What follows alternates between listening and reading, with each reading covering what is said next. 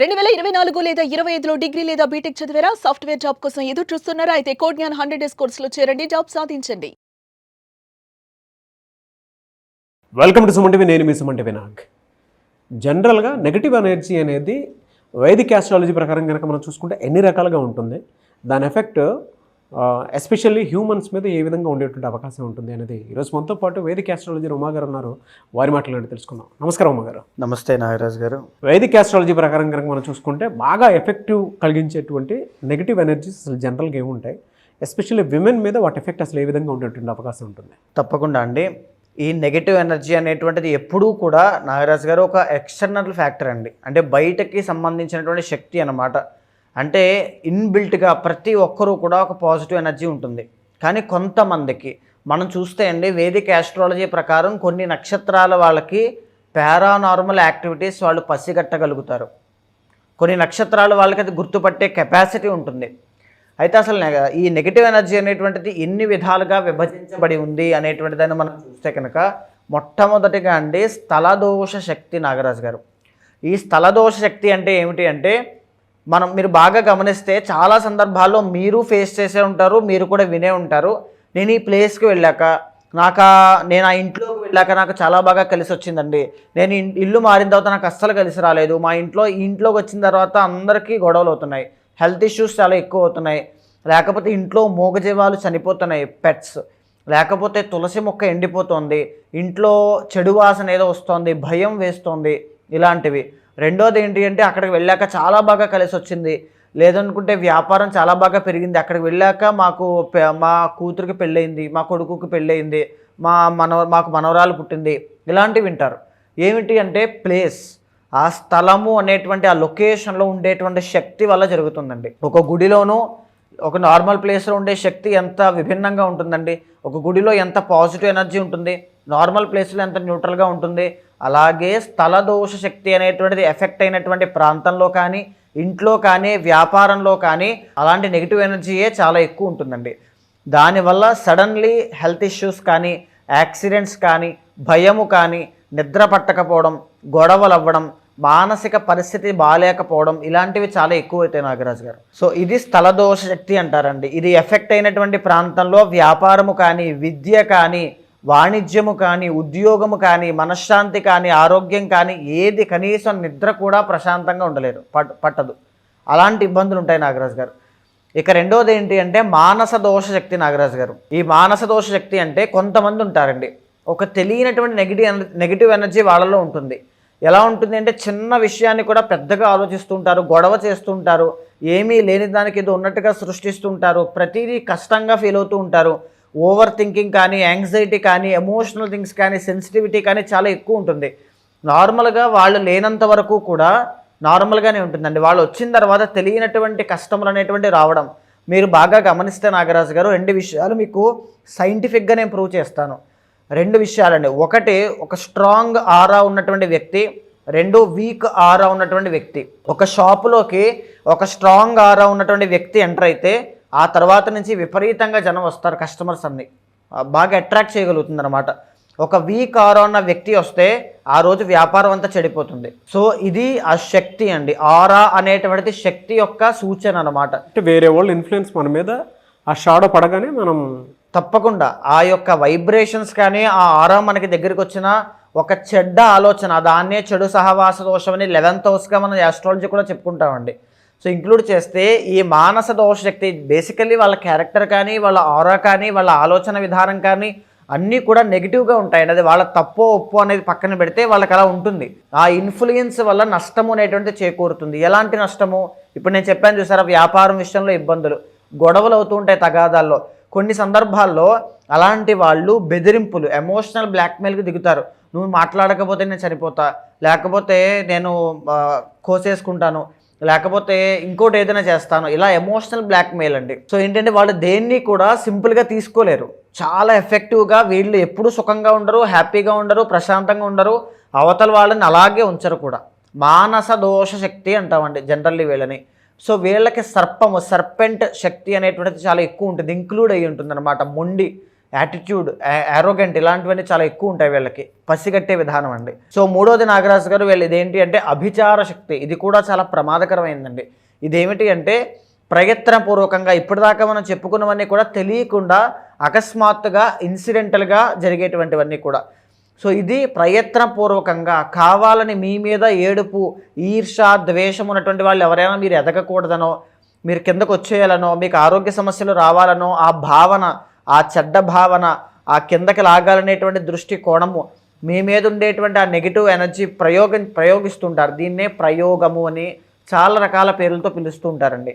ఆ ప్రయోగం చేయడం కానీ లేకపోతే మీ మీద పడి ఏడవడం కానీ అది మానసికంగా, శారీరకంగా, ఆర్థికంగా ఏ విధమైనా సరే, తంత్ర రూపంలో అయినా సరే నాగరాజు గారు ఇది అభిచార శక్తి అంటారు. చాలామంది ఇది ఫేస్ చేస్తుంటారండి.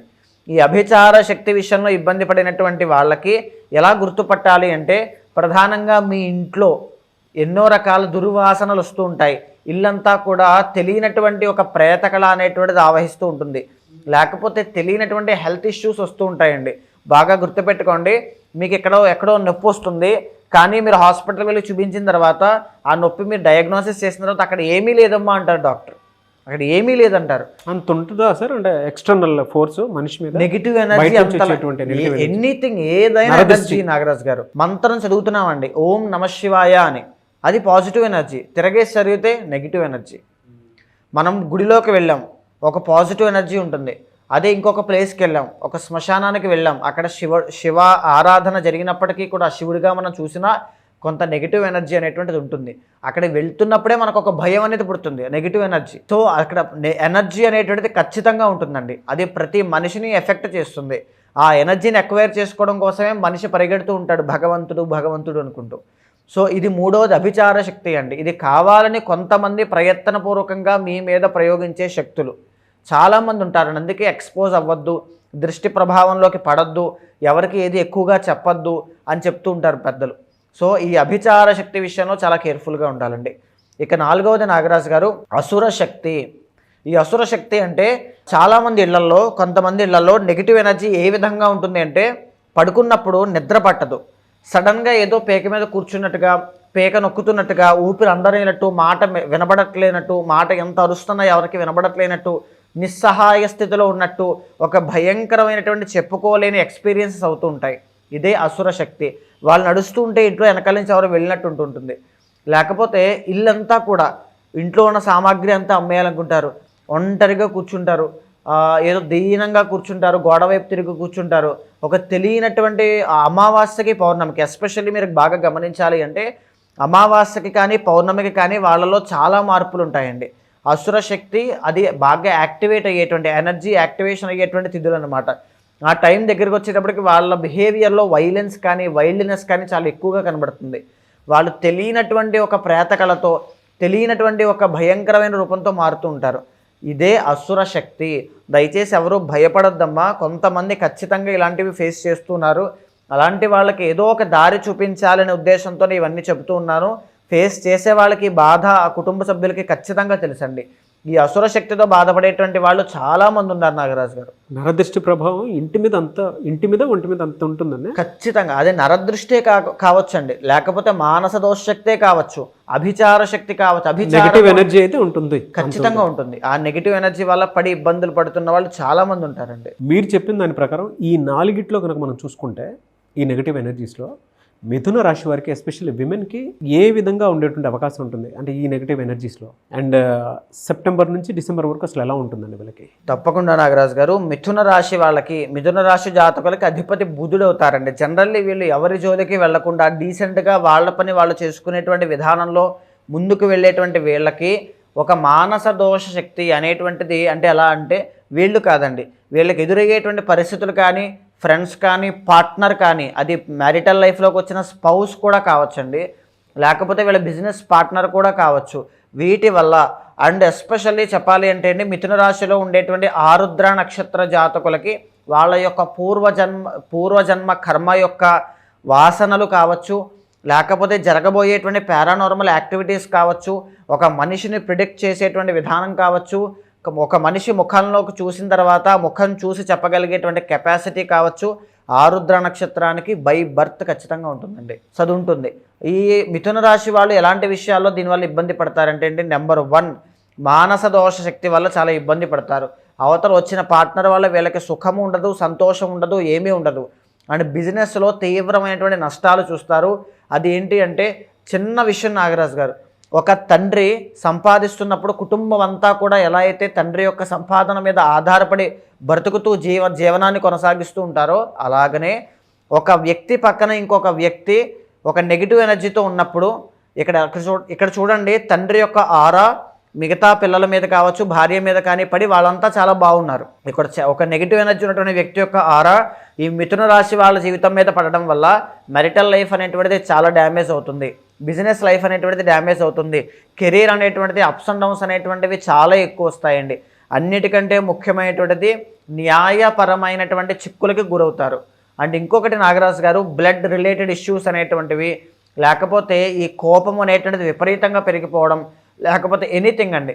మీరు బాగా గమనించండి నాగరాజు గారు, నెగిటివ్ ఎనర్జీ ఎందుకు ఇంతలా చెబుతూ ఉన్నారంటే, మనం పడేటువంటి ఏ కష్టానికైనా లేదా మీరు పడేటువంటి దానికైనా, చూసేటువంటి వాళ్ళు మీరు పడే ఏ కష్టానికైనా దానికి బ్యాక్ మీరు వెనక్కి వెళ్ళి ఇది ఎందుకు నేను పడుతున్నాను అనేటువంటి దాన్ని చూస్తే దానికి కారణం ఏదో రోజు మీరే తెలుసో తెలియకో చేసుకున్నటువంటి తప్పు వల్ల జరిగినటువంటి పని అవుతుంది. అది ఎందుకు తెలుసో తెలియకో చేశారంటే వేరే వాళ్ళ యొక్క ఇన్ఫ్లుయెన్స్ అనేటువంటిది ఉండడం వల్ల. అక్కడ డబ్బులు ఇన్వెస్ట్ చేస్తే డబ్బులు కోట్లు వస్తాయని డబ్బులు పోగొట్టుకున్న వాళ్ళు కొన్ని వందల మంది ఉంటారు నాగరాజు గారు. ఎందుకు ఇన్వెస్ట్ చేసుకోగలిగారంటే ఎవరో చెప్తారు కాబట్టి, ఆ నెగిటివ్ ఆరా అనేటువంటిది పడుతుంది కాబట్టి. ఈ విధంగా బిజినెస్లోను, కెరీర్లోను, పర్సనల్ లైఫ్లోనూ డ్యామేజ్ చూసిన వాళ్ళు, ఎమోషనల్ బ్లాక్మెయిల్కి గురవుతున్న వాళ్ళు చాలా వందల మంది ఉన్నారండి. ఇది మానస దోష శక్తి వల్ల వీళ్ళ మీద జరుగుతుందండి. అండ్ రెండవది నాగరాజు గారు, అభిచార శక్తి అనేటువంటిది. ఎందుకు అంటే వీళ్ళు జనరల్లీ ఒక డీసెంట్ నార్మల్ న్యూట్రల్ ఆరా అండి, అంటే గొప్పదైనటువంటిది ఏమీ కాదు. ఆరుద్ర నక్షత్రం వాళ్ళు తప్పితే మిగతా ఈ మిథున రాశి నక్షత్రం వాళ్ళందరూ కూడా డీసెంట్ ఆరా. దీనివల్ల వెంటనే ఏదైనా ప్రయోగములకి కానీ, ఒక ఇన్ఫ్లుయెన్స్ అవ్వడానికి కానీ, నెగిటివ్ ఎనర్జీ వల్ల కానీ తొందరగా ఇన్ఫ్లుయెన్స్ అవుతారు. వీళ్ళు పడేటువంటి కష్టాలకి కావచ్చు, బాధలకి కావచ్చు, లేకపోతే మ్యారిటల్ లైఫ్ ఇష్యూస్కి కావచ్చు, బిజినెస్లో డౌన్ఫాల్కి కావచ్చు, ప్రతి దానికి కూడా నెగిటివ్ ఎనర్జీ అనేటువంటిది కారణం అయి ఉంటుందండి. బాగా గుర్తుపెట్టుకోండి, నిత్యము దేవతారాధన చేయాలి, నిత్య పూజ అనేటువంటిది చేయాలి, మంత్ర అనుష్ఠానం అనేటువంటిది చేయాలి. అది సాధారణ స్థాయిలో, ప్రాథమిక స్థాయిలో ఉంటే మీరు ఇంట్లో చేసుకోండి, ఎక్కడ ఏ ఇబ్బంది లేదు. ఒకవేళ మేము ఒక స్థాయిలో బ్రతికేమండి, ఇప్పటిదాకా చెయ్యి చాచాల్సిన పరిస్థితి మాకు కానీ మా వంశంలో కానీ ఎవరికీ లేదు. కానీ ఇప్పుడున్నటువంటి ఈ సందర్భంలో అప్పు కూడా కనీసం పుట్టట్లేదు అనేటువంటి భావనలోకి వచ్చారంటే చాలా తీవ్రంగా ఎఫెక్ట్ అయ్యి ఉంది అని అర్థం. అలాంటి వాళ్ళు ఉంటే ఖచ్చితంగా అప్రోచ్ అవ్వండి. కొన్ని పూజలు ఉంటాయి వాటికి సంబంధించి, అది సుదర్శనం కావచ్చు, మన్యు సూక్తం కావచ్చు, పర్సనల్ చార్ట్ చూసిన తర్వాత దానికి తగినటువంటి పూజలు చేయించండి, ఖచ్చితంగా వాటి నుంచి బయటకు వస్తారు. విత్ ఇన్ డేస్లో పునర్వైభవము అనేటువంటిది వస్తుందండి. సో ఖచ్చితంగా వీటికి రెమెడీస్ అయితే పూజలు అవి చేయించుకోవాల్సిందే. తప్పకుండా. పూజ అంటే ఎనర్జీ అండి, ఆ ఉన్నటువంటి నెగిటివ్ ఎనర్జీకి మనం పాజిటివ్ ఎనర్జీని దానికి ఆపోజిట్ డైరెక్షన్లో ఒక రిఫ్లెక్షన్లా మనం దానికి ఇస్తూ ఉన్నాం, ఆ నెగిటివ్ ఎనర్జీ పోవడానికి ఔషధం లాగా అనమాట. Anyway sir, thank you so much Uma గారు. అయితే చాలామందికి ఏంటంటే ఏదైనా వేదిక్ ఆస్ట్రాలజీ రెమెడీస్ ప్రకారము వాళ్ళకు ఉండేటువంటి నెగిటివ్స్ ఏవైతే ఉంటాయో వాటిని క్లియర్ చేసుకుందాం అనుకుంటుంటారు చాలామంది ఉంటారు. అది ఏ రూపైనా సరే, ఎవరైనా సరే పర్సనల్ చాట్ ద్వారా వెళ్తే, సో ఈ మంత్ నుంచి ఈ మంత్ వరకు ఎలా ఉంది, నా కెరీర్ ఎలా ఉంది, ఫినాన్షియల్గా ఎలా ఉంది, నెగిటివ్ ఇన్ఫ్లుయెన్స్, నెగిటివ్ ఎనర్జీస్ మా మీద ఏమైనా ఉన్నాయని తెలుసుకోవాలి అనుకుంటుంటారు చాలామంది ఉంటారు. వాళ్ళు మిమ్మల్ని అప్రోచ్ అవ్వాలంటే ప్రాసెస్ ఏంటి? తప్పకుండా నాగరాజు గారు, ఈ నెగిటివ్ ఎనర్జీ అనేటువంటి విషయం మీదండి. అండ్ ఇంకొకటి ఏంటంటే తెలియనటువంటి ప్రయోగాల మీద కావచ్చు, జీవితంలో మేము ఒక్కసారిగా అంతలా ఎదిగి ఎందుకు పడిపోవడానికి కారణం అండి, మాకెందుకో ఒక భయంగా ఉంది, మా జీవితం ఎక్కడికి వెళ్తుందో అనేటువంటి ఒక డైలమాలో కావచ్చు ఎంతోమంది అప్రోచ్ అవుతూ నేను ఇచ్చినటువంటి రెమెడీస్ ఫాలో అయిన తర్వాత చాలా ఈజీగా వాటి నుంచి తప్పించుకుని బౌన్స్ బ్యాక్ అయిన వాళ్ళు చాలామంది ఉన్నారండి. ఈ విషయం మీద నేను ఎందుకు ఇలా వీడియోస్ చేస్తున్నానంటే నాగరాజు గారు, నెగిటివ్ ఎనర్జీ అనేటువంటిది చాలా ఎక్కువ ఉంటుంది. అది మంత్ర అనుష్ఠానం చేసే వాళ్ళనైతే ఏమీ చేయలేదు, కానీ నిత్యము ఎలాంటి నార్మల్ జీవనాధారం ఉన్న వాళ్ళైతే చాలా ఇబ్బంది పడతారు. అలాంటి వాళ్ళు ఎవరైనా ఉంటే మీకు కింద కనిపించే నెంబర్కి కాల్ చేస్తే మా వాళ్ళు మీకు పూర్తి వివరాలు అందిస్తారు. మీ జాతకాన్ని చూసిన తర్వాత మీ సమస్య ఏమిటో నేను విన్నా తరువాత మీరు ఏ సమస్యతో బాధపడుతున్నారు అనేటువంటి విషయంపై నేను ఆలోచించి మీకు శాంతి పరిహారములు అనేటువంటివి చేయించిన తర్వాత ఖచ్చితంగా మీకు ఒక ఫ్యామిలీ మెంబర్లా కావచ్చు, ఒక బ్రదర్లా కావచ్చు, లేకపోతే ఒక గైడర్లా కావచ్చు, ఒక ఆస్ట్రాలజర్ లాగా మీకు అన్ని విధాలుగా నేను హెల్ప్ చేస్తాను. మీకు మళ్ళీ పునర్వైభవం వచ్చేలా నేను చేస్తాను. Thank you so much Uma గారు. నమస్తే అండి. చూశారు కదా వీడియో. ఈ వీడియోపై మీ అభిప్రాయాన్ని కమెంట్ బాక్స్లో పోస్ట్ చేయండి. ముఖ్యంగా మీరు కనుక త్రూ వేదిక్ ఆస్ట్రాలజీ మీ పర్సనల్ చార్ట్ ద్వారా మీకు ఏదైనా జరిగింది, ఈ విధంగా ఉంది, మేము తెలుసుకోవాలనుకుంటున్నాము, కెరీర్లో ఎక్కడెక్కడ ఏ విధంగా ఒక మంచి స్టెప్ తీసుకుందాము అనుకున్నటువంటి వాళ్ళ విద్య, ఉద్యోగం, వ్యాపారం, ఆర్థికం ఏదున్నా సరే త్రూ వేదిక్ ఆస్ట్రాలజీ త్రూ మీరు కనుక తెలుసుకొని ముందుకు వెళ్ళాలి అనుకుంటే, అండ్ నరదృష్టి ప్రభావం ఉందా లేదా అనుకుని తెలుసుకోవాలి అనుకున్నటువంటి వాళ్ళైనా సరే స్క్రీన్ మీద ఉమా గారి కాంటాక్ట్ నెంబర్ కనిపిస్తుంది. దాన్ని మీరు కాల్ ఆర్ మెసేజ్ వాట్సాప్ చేసి వెంటనే అపాయింట్మెంట్ బుక్ చేసుకోండి. ఈ వీడియో లైక్ చేసి షేర్ మాత్రం తప్పకుండా చేయండి. ఇలాంటి మరిన్ని వీడియోస్ కోసం మా ఛానల్ ఫాలో అవ్వండి. Thank you.